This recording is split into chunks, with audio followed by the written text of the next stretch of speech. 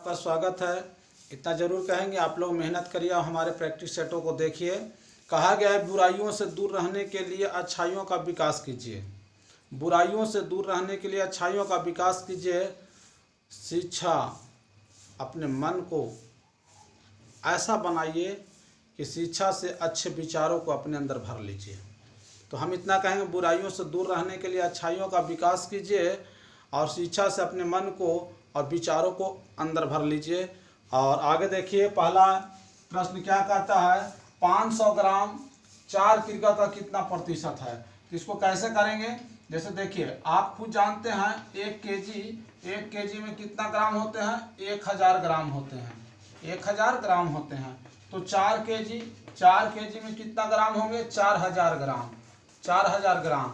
अब जिसका प्रतिशत पूछता है, जैसे 500 ग्राम 4 किग्रा का कितना प्रतिशत है, तो जिसका प्रतिशत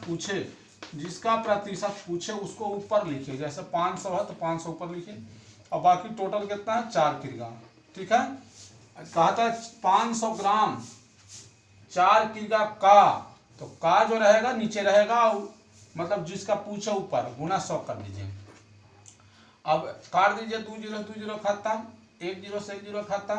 उसके बाद क्या बच गया, 50 बटा आपको बच गया 4 का दिया 2, 50 का दिया 25, 25 बटा 2, 25 बटा 2 को आप कह सकते हैं 12.1/2।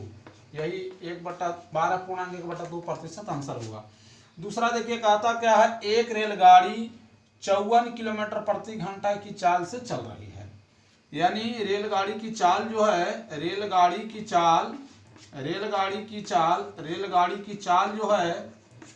की चाल कितना है, 54 किलोमीटर पर आवर। ठीक है, अब इसको क्या कीजिए कि यहाँ दिया हुआ है 90 मीटर लंबे प्लेटफार्म को कितने सेकंड में, तो इस चाल को मीटर प्रति सेकंड में बनाना है। तो बड़ा को जब भी छोटा बनाने के लिए रहे तो 54 जो है तो सिर्फ 5/18 का काम है। इसमें 5/18 से क्या करिए, गुना कर दीजिए। अगर यही मीटर रहता और किलोमीटर बनाने के लिए रहता तो बड़ा बनाने के लिए बड़ा ऊपर करिए और छोटा नीचे। 18 तिया 54 यानी 3 × 5 यानी क्या हो गया, 5 तिया 15 मीटर प्रति सेकेंड। ठीक है, अब 15 मीटर प्रति सेकेंड हो गया। और ये 90 मीटर लंबे प्लेटफार्म है, वो क्या काम करेगा, दूरी कितना हो गया, 90 मीटर। ठीक है, तो समय बराबर आपको पता है, समय बराबर क्या होता है, दूरी बटा चाल। समय बराबर क्या होता है, दूरी बटा चाल। दूरी कितना है, 90 और चाल है 15। 15 6 का 90 यानी कहने का मतलब 6 सेकेंड। यही आपका आंसर हो गया। ठीक है, सवाल कहता है, तीसरा सवाल कहता है 1 से 10 तक की प्राकृतिक संख्याओं का औसत ज्ञात करें।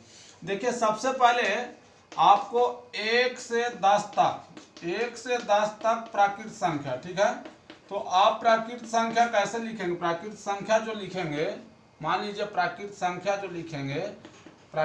ऐसे लिखेंगे 1 2 3 4 5 6, ठीक है, 6 7 8 9 10।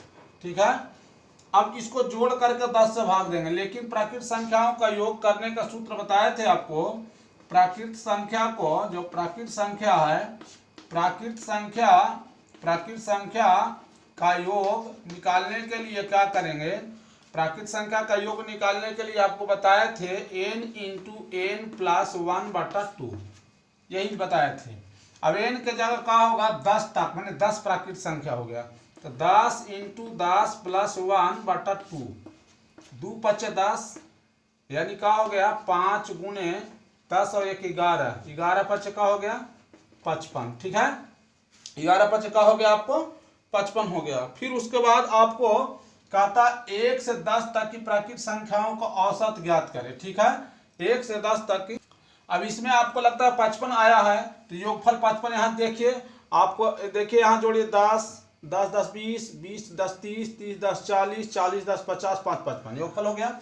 अब औसत ज्ञात करना है, तो औसत बराबर आपको पता होगा, औसत बराबर सूत्र है, औसत बराबर सूत्र होता है क्या, प्रेक्षणों का योग बटा प्रेक्षणों की संख्या। प्रेक्षणों का योग बटा प्रेक्षणों की संख्या, प्रेक्षणों की प्रेक्षणों की संख्या, प्रेक्षणों की संख्या, तो आपको योग कितना आ गया है, योग है 55 और प्रेक्षणों की संख्या 1 से 10 तक, 10 तक मतलब 10, ठीक है।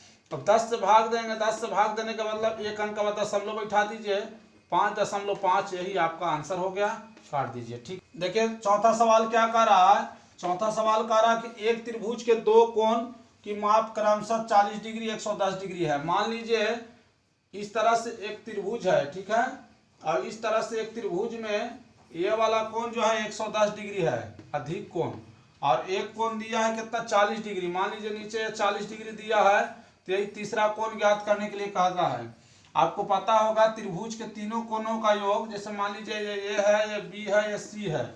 आपको पता है कि त्रिभुज के तीनों कोणों का योग, तीनों कोणों का योग जो होता है वो कितना डिग्री का होता है, 180 डिग्री का होता है, ठीक है। यानी कोई पूछेगा कि त्रिभुज के तीनों कोणों का योग कितना होता है, 180। अब ए पता नहीं है, बी कितना है 110 और सी कितना है 40 डिग्री, ठीक है, बराबर कितना है 180 डिग्री। अब उसके बाद क्या कहेंगे, कोण ए जोड़ी कितना हो गया 150, ठीक है, 110 और 40 जोड़ेंगे तो 150, इधर कितना है 180। अब 150 उधर जाएगा तो माइनस में हो जाएगा, यानी कोण ए बराबर 180 माइनस 150 यानी 150 बराबर कितना होगा 30 डिग्री। यही 30 डिग्री आंसर हो गया, ठीक है। यानी तीसरा कोण कितना डिग्री आएगा, 30 डिग्री। अब पांचवा सवाल क्या कहता है, पांचवा सवाल कहता है एक चतुर्भुज के तीन कोण क्रमशः, देखिए 90 डिग्री दिया है तो कैसे बनाना है, इस तरह से चतुर्भुज बनाइएगा, जैसे यहाँ इस तरह बना दिए, ठीक है, ये 90 डिग्री का हो गया, ठीक है। उसके बाद क्या कहता है, फिर उसके बाद कहता है 50 डिग्री, फिर 80 डिग्री, ठीक है, तो इस तरह से मिला देंगे। अब इस तरह से मिलाएंगे तो देखिए एक हो गया 90 डिग्री, एक हो गया आपको 50 डिग्री, मान लीजिए एक हो गया 50 डिग्री, एक हो गया आपको 80 डिग्री, एक हो गया 80 डिग्री, एक पता नहीं है, इस तरह से मतलब दिया हुआ है। लेकिन अब आपको ये जानना है कि चतुर्भुज के चारों कोणों का योग जो होता है, चतुर्भुज का चारों कोणों का योग 360 होता है। जैसे ए प्लस कोण बी प्लस कोण सी प्लस कोण डी लिखेंगे तो कितना डिग्री लिखेंगे, 360 डिग्री लिखेंगे। त्रिभुज में तीनों कोणों का योगफल 180 होता है, चतुर्भुज में चारों कोणों का योगफल कितना होता है, 360 होता है। अब मान लीजिए ए कितना 90 डिग्री है, बी कितना है आपको 80 डिग्री है, सी कितना दिया है, सी पता नहीं है, और डी कितना है 50 डिग्री, बराबर कितना 360 डिग्री, ठीक है। अब कितना हो जाएगा 9 8 17 17 5 22 यानी 220 डिग्री, ठीक है, प्लस कोण सी बराबर कितना हो गया 360 डिग्री, ठीक है। अब उसके बाद मान लीजिए यहाँ 80 दिया है, ठीक है, या ठीक रहने दीजिए। अब उसके बाद क्या कहेंगे, 220 जाकर उधर घट जाएगा तो सी बराबर क्या हो जाएगा 360 माइनस 220। अब क्या कहेंगे, कोण सी बराबर 0 4 1 140 डिग्री, यानी चौथा कोण जब भी आएगा कितना आएगा 140 डिग्री, ठीक है। देखिएगा छठा प्रश्न क्या कहता है, 13 संख्याओं का औसत 52 है। जैसे 13 संख्या का औसत कहता है एकदम आराम से लिखिए, 13 संख्याओं का औसत, 13 संख्याओं का औसत जो है लिख दीजिए चुपचाप, कितना है 52। अब इतना लिखने के बाद तुरंत लिख दीजिए योगफल। क्यों योगफल निकालना है कि 13 संख्याओं का औसत 52 है, मैंने 13 लोग को 52 रुपया दिया गया है, तो योगफल टोटल क्या होगा 13 गुने 52 कर देंगे। तो इसको गुणा करके देखिएगा, 13 दूनी 26 के 6 हाथ में 2, 13 5 65 65 65 65 2 67, यानी कितना हो, कितना है 676। लेकिन अब आगे कहता है कि प्रथम 7 संख्याओं का औसत 48 है। अब कहता है कि 7 संख्याओं का, ठीक है, यानी प्रथम 7 संख्याओं का, प्रथम 7 संख्याओं का,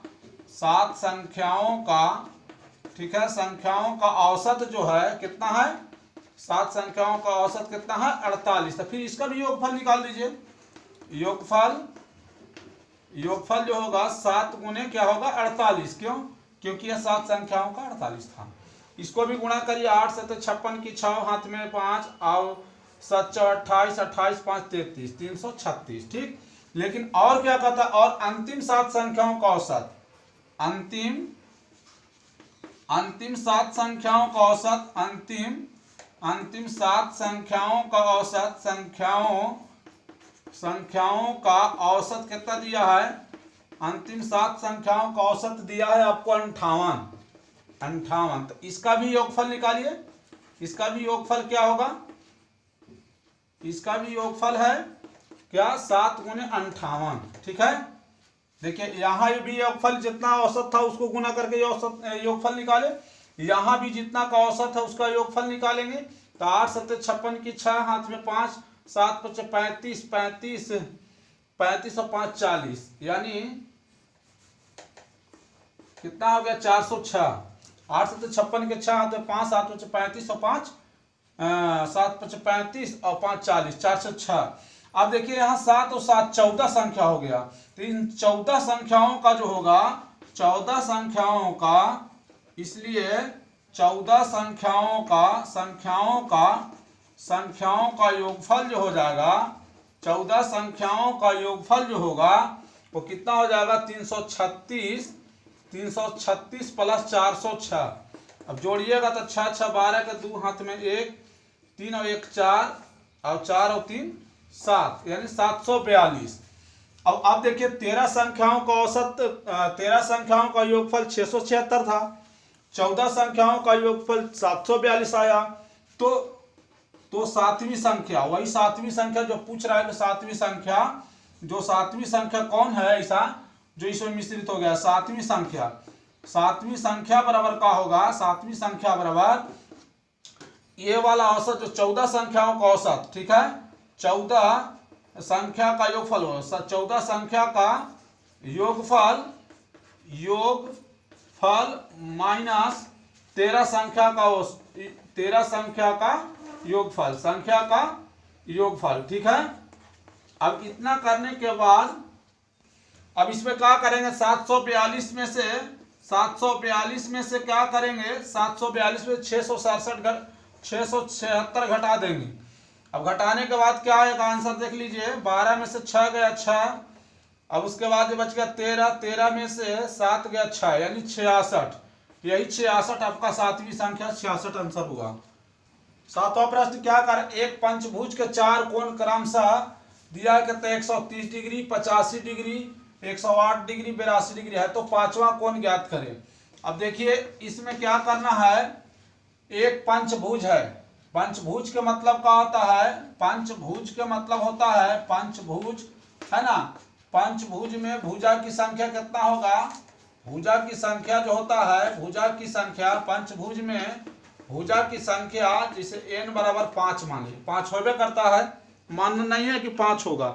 अब आगे क्या कहता है, अब आगे देखिए इसमें कहता क्या है, अब 5 भुजा होता है तो 5 कोण भी होता है।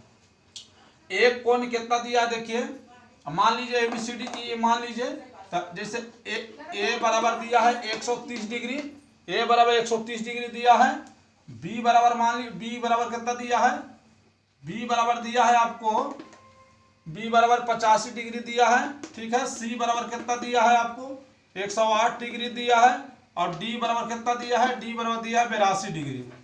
अब आपको इतना दिया है, ठीक है। अब ये चारों जोड़ दीजिए, ठीक है, चारों कोणों का योगफल, चारों कोणों का योगफल पहले देख लीजिए, चारों कोणों का योगफल निकाल लीजिए, चारों कोणों का योगफल, ठीक है। योग कितना हो जाएगा, चारों कोण का जोड़िएगा तो जैसे मान लीजिए 130 प्लस 85 प्लस 108 प्लस 82, ठीक है। तो 2 8 10 10 10 5 15 15 की 5, और उसके बाद 8 8 8 8 8 16 16 16 16 16 3 19 19 19 19 1 20 के 0, हाथ में 2, उसके बाद 1 1 2 2 और 2 4, यानी 405 डिग्री। ये तो 4 कोणों का आया। लेकिन अब जब पांचवा कोण कैसे ज्ञात करेंगे, तो बहुभुज में अंतः कोणों का योगफल होता है, बहुभुज के अंतः कोणों का योगफल होता है, अंतः कोणों का योगफल होता है, अंतः कोणों का योगफल का सूत्र होता है अंतः कोणों का योगफल का सूत्र होता है क्या, 2n minus 4 into 90 degree, 2n minus 4 into 90 degree. अब 2n 2 और n के जगह आपको बताए थे क्या बैठाना है 5, तो 2 गुना 5 घटाओ 4 गुना 90। अब यहाँ देखिएगा 5 दूनी 10 में से 4 घटेगा 6 बचेगा गुना 90, 9 छक्का हो गया 54 यानी 540। देखिए 5 भुजा वाला का टोटल अंतः कोणों का योगफल 540 आना चाहिए। कितना, देखिए यहाँ पांचों कोणों का योगफल कितना है 540 है और 4 कोणों का योगफल यहाँ 405 है। तो आप खुद कह सकते हैं तो पांचवा कोण ठीक है, तो पांचवा कोण कितना होगा, पांचवा कोण आपको खुद पता है कि जब 5 कोणों का योगफल 540 है और 4 कोणों का योगफल कितना है 405 है, इसका मतलब है कि 540 में से 405 वाला घटा दीजिएगा तो पांचवा कोण आ जाएगा। 10 में से 5 गया 5, ये बच गया 3, 4 में से 5 में से 4 गया 1, 135 डिग्री। तो याद रखिएगा जैसे बहुभुज के अंतः कोणों का योगफल का होता है 2n माइनस 4 इंटू 90 डिग्री। अगर कोई पूछ देगा यहीं कोई पूछ देगा कि बाह्य कोण बराबर का होता है, बाह्य कोण, बहुभुज के बाह्य कोण जो होता है तो बाह्य कोण बराबर होता है 180 डिग्री माइनस अंतः कोण, 180 डिग्री माइनस अंतः कोण, इस तरह से होता है बाह्य कोण बराबर। फिर उसके बाद क्या है, बाह्य कोण बराबर सूत्र होता है, बाह्य कोण बराबर होता है क्या 360 बटा n, 360 डिग्री बटा n, वो गलती लिखा गया था, वो अंतः कोण बराबर लिखा गया था। दूसरा अंतः कोण बराबर का होता है अंतः कोण, प्रत्येक अंतः कोण का है, आगे फिर डिटेल इसका बताएंगे कि प्रत्येक अंतः कोण बराबर का होता है 180 डिग्री माइनस बाह्य कोण, ठीक है, बाह्य कोण। अब इस तरह से देखिए प्रत्येक बाह्य कोण, जैसे प्रत्येक बाह्य कोण का है, प्रत्येक बाह्य कोण बराबर 360 बटा n कितना है भुजा, ठीक है, तब भुजाओं की संख्या n मानते हैं और प्रत्येक अंतः कोण बराबर का 180 डिग्री माइनस बाह्य कोण। तो यहाँ प्रत्येक नहीं लिखे हैं, लिख लीजिए इस तरह और का, जैसे यहाँ अगर कोई कहेंगे कि इतने लिखे हैं तो लिख दीजिएगा प्रत्येक, ठीक है, प्रत्येक बाह्य कोण बराबर और फिर प्रत्येक अंतः कोण बराबर, ठीक है, इस तरह से। अब आगे देखेंगे 8वां सवाल देखिएगा। 8वां सवाल क्या कहता है कि किसी अष्टभुज के सभी अंतः कोणों का योग कितना होता है। किसी अष्टभुज जैसे ही कहता है वैसे आपका ये भुजाओं की संख्या n बराबर 8 हो गया और सभी अंतः कोणों का योग, देखिए अभी बताए थे कि बहुभुज के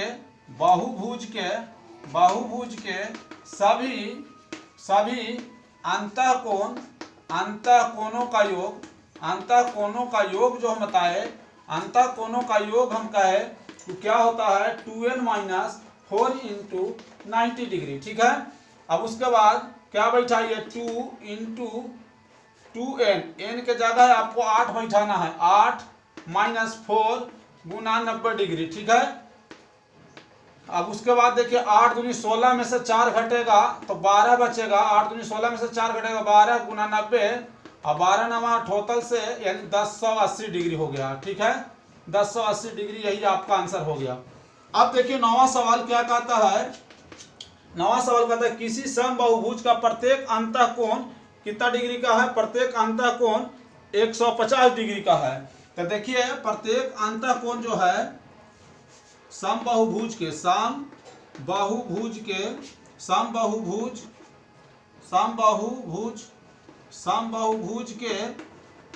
क्या है, प्रत्येक अंतः कोण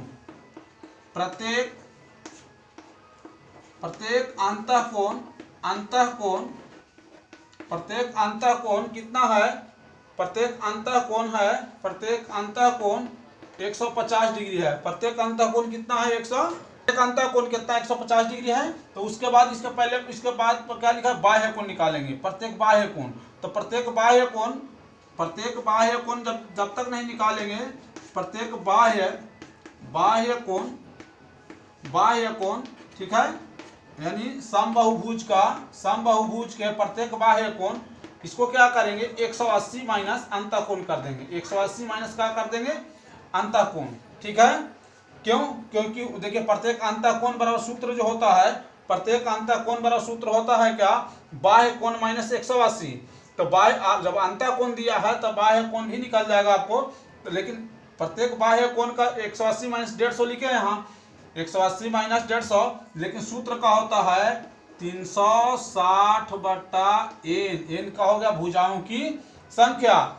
और यहाँ कितना है आपको 150 में से देखिए 180 में से 150 घटा देंगे कितना बचेगा 30, ठीक है।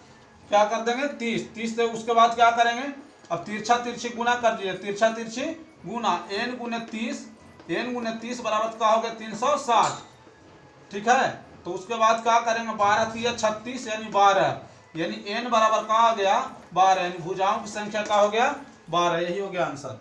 अब 10वां नंबर देखिएगा, एक कक्षा में 15 लड़के हैं। देखिए एक कक्षा में 15 लड़के और 10 लड़कियां हैं, तो कक्षा में लड़कियों का प्रतिशत ज्ञात करें। पहले नंबर देखिए कक्षा में, ठीक है, कक्षा यानी क्लास में, कक्षा में लड़का, ठीक है, लड़कों की संख्या कितना है, लड़कों की संख्या 15 है, ठीक है।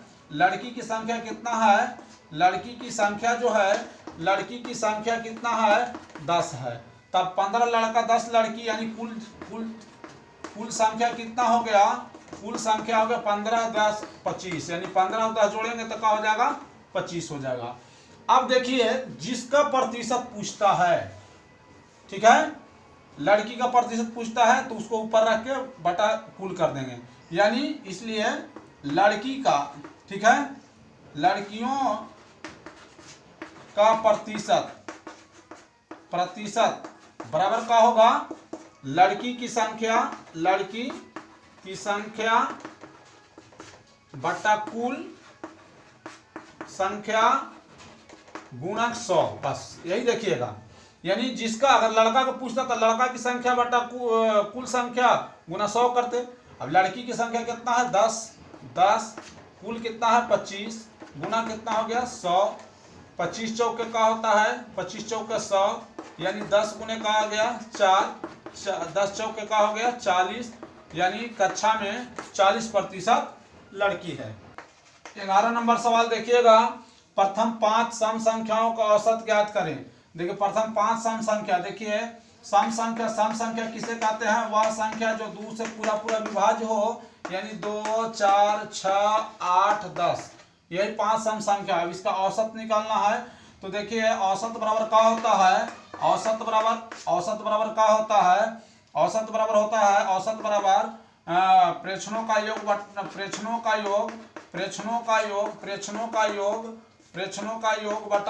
की संख्या, प्रेक्षणों का योग बटा प्रेक्षणों की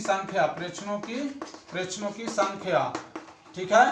अब यहाँ पास देखिए प्रेक्षणों का योग का 10, देखिए 10 प्लस 8 प्लस 6 प्लस 4 प्लस 2 बटा का हो जाएगा 5 प्रेक्षण 10 10 10 10 और 10 20 और 10 30 बटा 5 6 30 का हो गया 6, ठीक है। तो क्या हो गया 36 बटा का 5 यानी 6 आंसर हो गया। अब उसके बाद देखेंगे दो संख्या दिया हुआ है, दो संख्याओं का अनुपात है 4:5, यानी माना 4:5 इस तरह दिया रहे तो माना कि प्रथम संख्या जो है 4:5 का मतलब प्रथम संख्या 4x है और दूसरी संख्या क्या है, दूसरी संख्या 5x है, दूसरी संख्या कितना है 5x है। अब दोनों संख्याओं में से 5 घटाने पर, यानी प्रश्न से कहता है कि 4x और बटा 5x दोनों है, दोनों में से 5 घटाने पर इनका अनुपात क्या हो जाता है 3:4 हो जाता है, 3/4 हो जाता है। अब ऐसा करिए तिरछा तिरछी गुना करिए, 4 चौके का हो गया 16x और 4 पचे का हो गया 20 बराबर इधर करिए 3 पचे 15x और का हो गया 3 पचे 15। अब इसी को देखिएगा 16x यहाँ है, 15 आके इधर घट जाएगा तो 16x में से 15x घट जाएगा, इधर बचेगा क्या 20 जो है उधर चल जाएगा 15 तरफ। तो 20 देखिए माइनस में 15 था पहले से 20 उधर से आएगा तो प्लस में हो जाएगा, ये माइनस वाला जब उधर जाएगा तो प्लस में हो जाएगा, ये वाला इधर आया माइनस में हो गया। अब देखिए 16 में से 15 घटेगा तो एक एक्स बचेगा, 20 में से 15 घटेगा 5। अब कहता है तो प्रथम संख्या ज्ञात करें। अब देखिए प्रथम संख्या कितना 4x माने हैं, तो प्रथम संख्या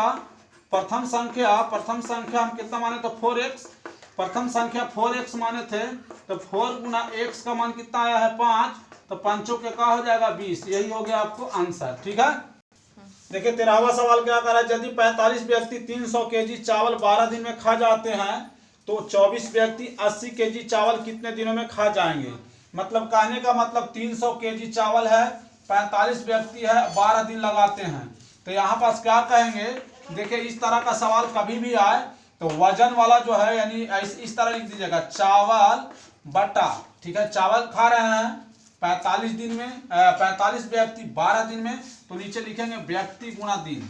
इस तरह का सवाल एकदम इस तरह ही बनाना है।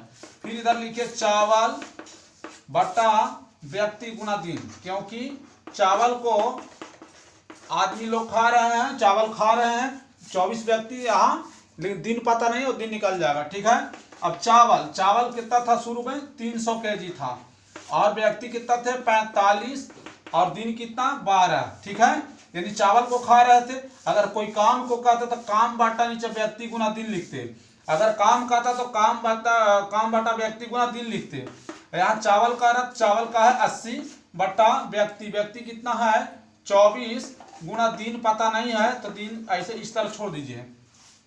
अब देखिए 0 से 0 खत्म। ठीक है, अब उसके बाद आप आगे लिख दीजिए 30 बटा 45 गुना 12 बराबर 8 बटा 24 गुना दिन। ठीक है, 8 तरीके 8 एकम 8 8 तरीके 24। ठीक है, उसके बाद 15 या 45 15 दूनी 30। ठीक है, 2 से काटिए 2 छक 12, फिर से काटिए 8 से 8 तरीके 24 कट गया, 15 से काटिए 15 तिया 45 15 दूनी 30, ये 2 बार में। अब 2 से 2 छक 12। अब आप देखिए 3 से 3 खत्म। अब ऊपर का बच गया 1 बटा 6, इधर 1 बटा दिन बच गया। अब 1 को हटा दीजिए तो क्या हो गया, दिन बराबर 6, यानी कितना दिन में खा जाएंगे 6 दिन में 80 केजी चावल 24 व्यक्ति जो है 6 दिन में खा जाएंगे, यही आपका आंसर हुआ। 14वां सवाल देखिएगा, कोई धन साधारण ब्याज से 3 वर्ष में 6604 और 5 वर्ष में कितना का रहा है 7540 हो जाता है। ये देखिए पहले नंबर सवाल को देखिएगा, 3 वर्ष में क्या होता है 6604 हो जाता है, और आपको 5 वर्ष में क्या हो जाता है 7540, लेकिन साधारण ब्याज है। तो आप ये देखेंगे कि 3 वर्ष और 5 वर्ष दोनों के बीच कितना वर्ष का अंतर है, 2 वर्ष का अंतर है। तो हम 2 वर्ष का पहले इतने दूर में निकाल लेंगे कि ब्याज कितना का अंतर चल रहा है, क्योंकि साधारण ब्याज जो है वो हमेशा बराबर की दृष्टि से चलता, चक्रवृद्धि ब्याज नहीं है कि ब्याजों पे ब्याज लगते जाता है। तो यहाँ पास देखेंगे हम 14 नंबर हल करेंगे तो क्या है, जैसे देखिए 3 वर्ष, ठीक है, 3 वर्ष का मिश्रधन हो जाता है, मतलब मिश्रधन है 3 वर्ष का जो मिश्रधन कितना है 6604, यानी 6604 रुपया 3 वर्ष का मिश्रधन है। तथा 5 वर्ष का मिश्रधन क्या है, 5 वर्ष का मिश्रधन जो है 5 वर्ष का मिश्रधन जो दिया है 7540 दिया है। कितना दिया है 7540। तो अब दोनों के बीच समय का अंतर कितना है 2 वर्ष, 2 वर्ष का अंतर है कि नहीं, 3 2 5। ठीक है, तो कहेंगे का 2 वर्ष। ठीक है, 2 वर्ष का ब्याज कितना हो जाएगा, 2 वर्ष का ब्याज आपको निकालना है। 2 वर्ष का ब्याज देखिए इसमें से ही घटा कर देख लीजिएगा, अपने पता चल जाएगा कि कितना पैसा बढ़ रहा है। वर्ष का ब्याज पता चल जाएगा कि 7540 में से 6604 घट जाएगा, तो क्या होगा 10 में से 4 गया 6, और ये बच गया कितना 3 में से 0 गया 0, 3 हो गया, और इसके बाद 15 में से 6 गया 9, 936 रुपया 2 वर्ष का है, इसलिए 1 वर्ष का पता हो कर लीजिए, 1 वर्ष का। ठीक है, 1 वर्ष का ब्याज। अब देखिए 2 वर्ष का पता हो गया तो आपको 1 वर्ष का ऐसे ही पता कर लीजिएगा कि 936 को आधा कर देंगे तो 1 वर्ष का पता हो जाएगा। 936 को आधा करिएगा तो 2 चौके 8 और 2 छक 12 2 8 16, यानी 468 रुपया हो गया। अब देखिए 468 रुपया 1 वर्ष का ब्याज है, तो मूलधन आपको ज्ञात करना है। तो आप इतने सोचिए कि कोई धन साधारण ब्याज से 3 वर्ष में इतना हो जाता था, माने इतना रुपया मिश्रधन हो जाता था, यानी 3 वर्ष का ब्याज। अतः 3 वर्ष का ब्याज अतः अब 3 वर्ष का ब्याज, अब 3 वर्ष का ब्याज जो है 3 वर्ष का ब्याज, ठीक है 3 वर्ष का ब्याज, देखिए 3 वर्ष का ब्याज पता कर लीजिए 3, तो 3 गुना क्या हो गया 468, 468 3 से गुना करें 8 तारीख 24 और 6 तारीख 18 तो 20, हाथ में 2 4 12 तो 14, यानी 1404 रुपया ब्याज पहले ही लगा था। यानी कोई धन साधारण ब्याज 3 वर्ष में इतना हो जाता था, कब इतना ब्याज देने पर हो रहा था, यानी 3 वर्ष पहले मूलधन जो था। अतः मूलधन जो निकालना है, अतः मूलधन बराबर आप लोगों को सूत्र बताए थे, अतः मूलधन बराबर सूत्र बताए थे मिश्रधन माइनस का होता है मिश्रधन माइनस मूलधन, मिश्रधन माइनस ब्याज, मिश्रधन माइनस ब्याज। अब मिश्रधन कितना है, मिश्रधन 6604 यानी 6604 में से 1404 घटा देंगे तो आपको पता हो गया कि 4 में से 4 गया 0, 0 में से 0 गया 0 और 6 में से 4 गया 2 और 6 में से 1 गया 5, यानी 5200 रुपया का हो गया ये मूलधन हो गया। फिर से सुन लीजिए, 3 वर्ष का मिश्रधन इतना दिया था, 5 वर्ष का मिश्रधन इतना दिया था, तो आप जान रहे हैं कि 2 वर्ष का गैप है तो 2 वर्ष का ब्याज पता हो जाएगा। तो इसमें से इसको घटा कर देखें तो 936 पता हो गया। जब 2 वर्ष का पता हो गया तो हमको 1 वर्ष का पता करना है, तो 1 वर्ष का आधा कर देंगे तो 468 हो गया। अब आगे देखेंगे क्या, अब आगे देखेंगे 1 वर्ष का जब 468 हो गया तो 3 वर्ष का पता कर लें, क्यों, क्योंकि कोई धन जो था तो 3 वर्ष में 6604 हो रहा था, शुरू वाला मिश्रधन इतना हो रहा था, तो जब मिश्रधन उतना 6604 था तो ब्याज जब 1404 आ गया है तो मूलधन पता हो जाएगा कि मिश्रधन माइनस ब्याज घटा देंगे तो आपको 5200 रुपया आ जाएगा। आगे देखिए, हाँ देखिए कहता है 15वां सवाल क्या कहता है, 2/7 तथा 4/17 का मासा ज्ञात करें। देखिए इस तरह अगर 2/7 दिया है तथा 4/17 दिया है, इसका अगर मासा कहता है, जो यहाँ कहता है वो ऊपर वाला का निकालना है, तो आपको 2 और 4 का मासा आप जानते होंगे, 2 और 4 का मासा, अगर 2 और 4 का मासा भाग विधि द्वारा भी निकालेंगे तो 2 दूनी 4, यानी मासा कितना होगा 2 होगा।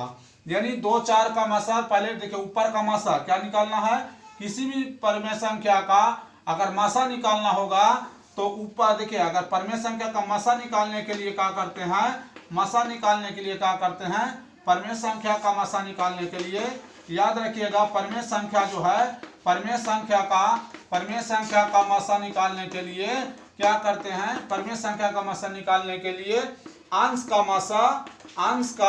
मासा और हर का लासा निकालते हैं, और हर का लासा निकालते हैं। हर मतलब निचला संख्या हो गया, हर मतलब क्या हो गया, निचला मासा, माने 2 और 4 का मासा का होगा, 2 4 का मासा 2 होगा, और 7 और 17 का लासा नहीं निकलेगा तो गुणा कर दीजिए, 7 गुना 17 यानी 2 का हो गया 17 7 19 से, यानी 2/19, यानी कैसे करेंगे, 2 4 का मासा निकालना है तो 2 को लिखेंगे 2 गुणे 1, 4 को लिखेंगे 2 गुणे 2 गुणे बस 2 दूनी 4, तो दोनों में क्या मिल गया, 2 मिल गया, तो मासा क्या हो जाता है, मासा 2 हो गया। ठीक है, और लासा निकालने के लिए क्या करते हैं, लासा निकालने के लिए जैसे निचला को लासा निकालना 7 17 का, तो अगर लासा नहीं निकालता है तो दोनों का क्या करते हैं, गुना कर देते हैं। यही आपका आंसर हो गया। बहुत बहुत धन्यवाद। जय हिंद, जय भारत। मेरा वीडियो को अवश्य देखें। धन्यवाद।